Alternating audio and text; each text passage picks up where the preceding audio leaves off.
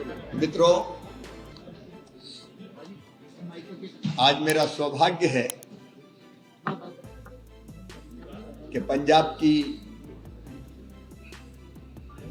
इस पवित्र धरती पर फिर आया हूं। कल रात को मैं आया था और सवेरे से मेरे दोनों विभाग कृषि और ग्रामीण विकास,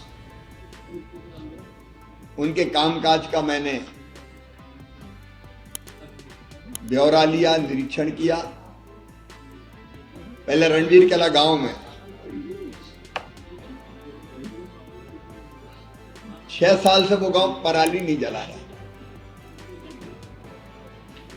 पराली को वो बोझ नहीं मानते, वरदान मानते। और पराली को हैप्पी सीडर वगैरह से खेत में ही मिला के डायरेक्ट सीडिंग करते हैं। और मैं बहुत ब्रीफली बता रहा हूं क्योंकि मैं एक बार बता चुका हूं कि उसके फायदे कितने हैं। एक तो डायरेक्ट सीडिंग में पानी नहीं देना पड़ता, बिना पानी दिए पलेवा किए सीडिंग हो जाती है। पानी बचता है, बिजली या डीजल बचता है। पराली के कारण खेत की मल्चिंग हो जाती है, नमी ज्यादा देर तक रहती है, खरपतवार नहीं पनपता। तो पराली में पोटास और जो बाकी चीजें होती है उसके कारण डीएपी 1.5 गट्टे की जगह 1 ही गट्टे में काम हो जाता है 1 एकड़ में। और यूरिया 3 गट्टे के बजाय 2 में ही काम चलता है उनका। जो जैविक कार्बन है खेती में वो बढ़ा है, लागत घटी है। और ये केवल गेहूं के मामले में नहीं, कनक के मामले में नहीं, आलू, सरसों, मस्टर्ड, सबकी क्वालिटी बेहतर होती है और उत्पादन बढ़ता है। मैं खुद देखने गया खेतों में और मैंने देश को संदेश दिया कि इस बार पंजाब ने पूरे देश को राह दिखाई है। पराली जलाने की घटनाओं में अभूतपूर्व कमी आई, 85% कमी आई। मैं पंजाब की जनता को बधाई देता हूं। आज यहां मैंने मनरेगा के जो हमारे मजदूर थे उनके साथ भी चर्चा और बातचीत की। और हम विकास और जन कल्याण के कामों में प्रधानमंत्री जी के नेतृत्व में कभी कोई राजनीति भी नहीं करते, कोई भेदभाव भी नहीं करते। तो मैंने यहां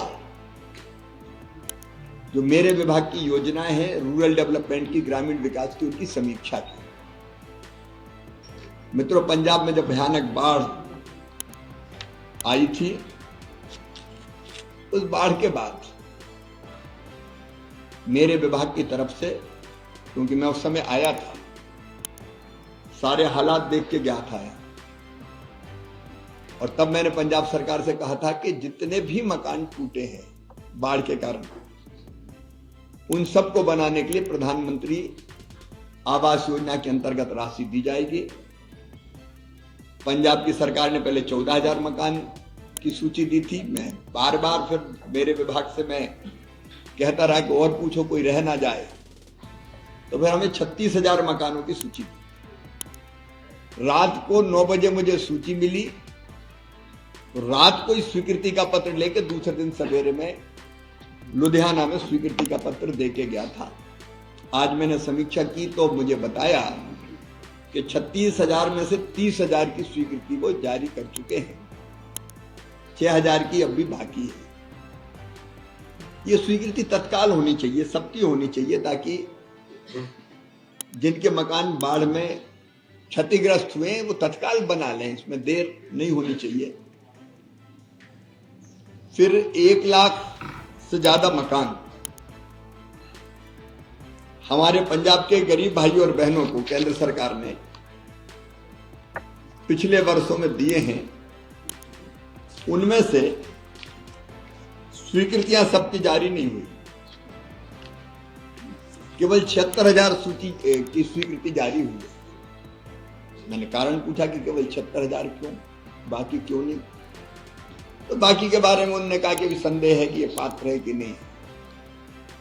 तो हमने आग्रह किया कि ये सूची जारी, स्वीकृति जारी किए हुए बहुत दिन हो गए, अगर नहीं है तो, अगर है तो कोई एक भी मकान रहना नहीं चाहिए। भारत सरकार ने बार बार कहा है कोई भी पात्र जो पात्रता रखता और गरीब है, कच्चा मकान है, उसको पक्का मकान बनना चाहिए।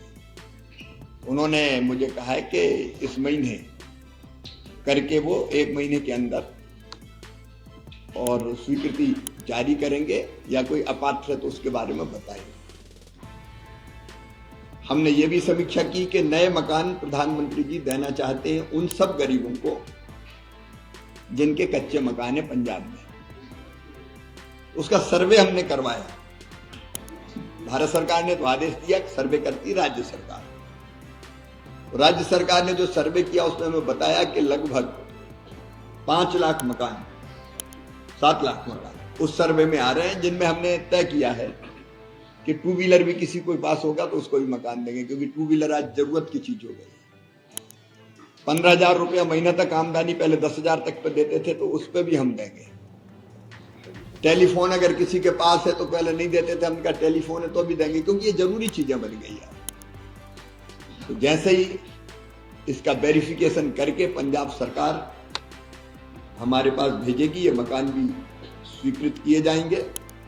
और मैंने आग्रह किया कि पुराने मकानों को वो जल्दी स्वीकृति जारी करे, बाढ़ वाले भी जल्दी पूरा करे, और बाकी जो शेष है वो भी जल्दी पूरा करे।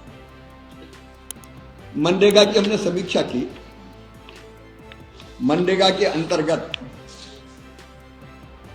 हमने अपने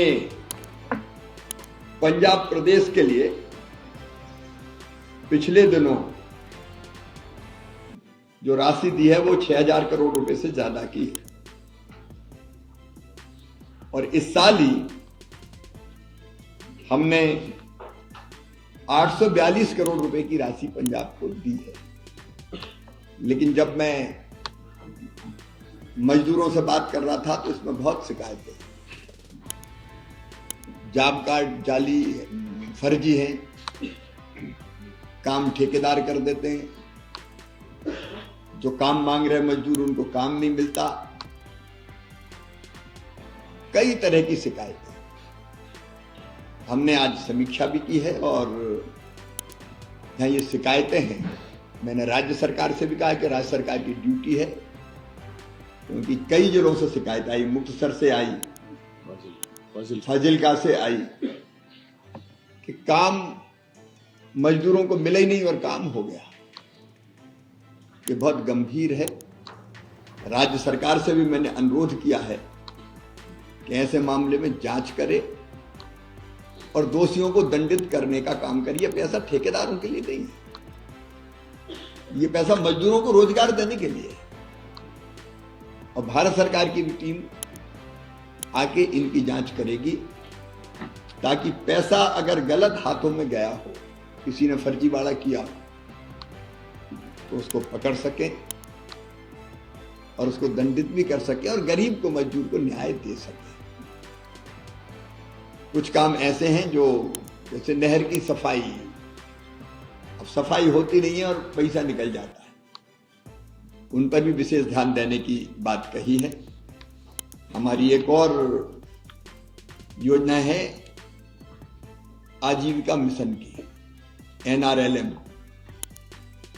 उसके अंतर्गत यहाँ सेल्फ हेल्प ग्रुप बने, स्वयं सहायता समूह, जिनसे 5 लाख बहनें जुड़ी हुई है। बाढ़ की परिस्थिति के कारण मैंने उनको भी स्पेशल पैकेज दिया था। हमने मकान के लिए भी स्पेशल पैकेज दिया, हमने बहनों को जरूरत के काम पूरा करने के लिए स्पेशल पैकेज दिया, हमने पंजाब के किसानों को कनक के, गेहूं के बीज मुफ्त में वितरित करने के लिए 74 करोड़ रुपया दिया, हमने बरसिम के बीज के लिए अलग राशि दी, 12,500 क्विंटल बीज का वितरण किया जा सके ताकि किसानों के काम आ सके। तो कृषि विभाग हो या रूरल डेवलपमेंट हो, दोनों की तरफ से पर्याप्त और ये कोई एहसान नहीं, तेरा तुझको अर्पण क्या लागे मेरा, ये तो पंजाब की जनता के विनम्र सेवा की सेवक के नाते। तो 150 दिनों वाला बता दीजिए। बहनों को भी हमने सेल्फ हेल्प ग्रुप की उसमें मदद करने की कोशिश की है।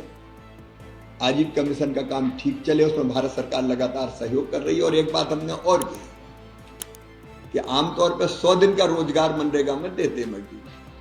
पंजाब को विशेष रूप से, क्योंकि यहाँ बाढ़ के कारण फसलें खराब हो गई थी, तो ये आशंका थी कि मजदूरों को उतने दिन मजदूरी नहीं मिल पाएगी खेती में, तो हमने 100 से बढ़ा के 150 दिन का रोजगार देने के आदेश जारी किए हैं, जो अभी राज्य सरकार ने स्वीकार किया कि उनको मिल गए हैं, ताकि यह जरूरत पड़े तो ज्यादा रोजगार दिया जा सके। प्रधानमंत्री जी के नेतृत्व में केंद्र सरकार पूरी तरह से कटिबद्ध है, बीजेपी की सरकार, के हम अपने पंजाब के विकास में कोई कसर ना छोड़ें, पंजाब की जनता की सेवा में कोई कसर ना छोड़ें। तो उसी काम के लिए बार बार आते हैं और आज आके मैं फिर प्रसन्न हूँ। अभी एक कार्यक्रम बाकी है आलू केंद्र का, उसके बाद फ्लाइट भी पकड़ना है। जो आपने मनरेगा का ये रेट किया, आपको लगता है इसमें घोटाला हुआ है? वो लोगों के आपके पास फीडबैक आए, लोगों ने बताया है और अपने उन्होंने रिप्रेजेंटेशंस दिए हैं, उसकी जांच करें। बहुत बहुत धन्यवाद। सर एक सवाल है, सर SYL के ऊपर आज कह रहे हैं कि सेंटर पीछे हट गया है, पंजाब और हरियाणा को बोल दिया कि अपना मसला बैठ के इसे क्लियर किया जाए। आपका टेक क्या है? मेरे विभाग की बात मैंने बता दी, बाकी सेंटर के लेवल बहुत बहुत धन्यवाद। उनमें से पैसे लगातार आ रहे हैं। 4 मेरे मित्र, मुझे फ्लाइट भी पकड़नी है और आज 3 बार प्रेस कॉन्फ्रेंस हो गई मेरी। 1600 करोड़ को लेकर एक आ रहा है कि पैसा अभी तक आया नहीं है। ऐसा है कि 480 करोड़ रुपए आ चुका। आप जानते हैं कि पैसा खर्च होता जाता है, भेजते जाते हैं, पैसा लगातार भेजा जा चुका है, हम अलग भेज रहे हैं, वहां से अलग आ रहा है, पैसा निरंतर आ रहा है। कई मामलों में अब जैसे यूटिलाइजेशन सर्टिफिकेट चाहिए, वो अगर नहीं मिलता, जब तक 75% खर्चे का यूटिलाइजेशन सर्टिफिकेट नहीं मिलता, तब तक दूसरी राशि नहीं आती। कौन नहीं दे रहा? ये पंजाब नहीं दे रहा, ये तो राज्य सरकार को देना है ना, वो देंगे, पैसा आता जाएगा, कोई कमी पंजाब के लिए नहीं है।